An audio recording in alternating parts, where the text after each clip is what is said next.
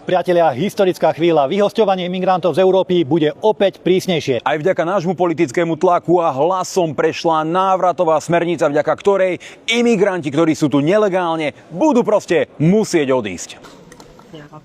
Hlasujeme za prísnejšie vyhosťovanie imigrantov z Európy. Všetkých nelegálov treba poslať preč.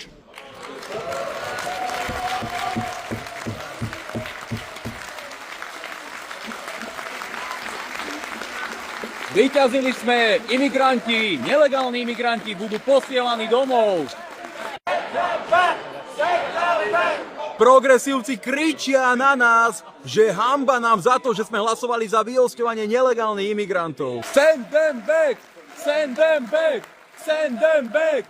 Send them back! I would like the services to check the behavior of some of our colleagues, the chanting of racist charged slogans. Zmyslom tejto návratovej procedúry je to, že štát, kde sa nelegálny imigrant nájde, bude ponovom jasne zodpovedný za to, aby ho vyhostil a zároveň vzniknú záchytné tábory v Afrike, v arabských krajinách, kam budú títo imigranti odvážaní. Priatelia, jediná zmysluplná politika proti nelegálnym imigrantom je remigrácia. Všetci, čo prišli do Európy nelegálne, musia byť vyhostení. Držte s nami, držte s republikou.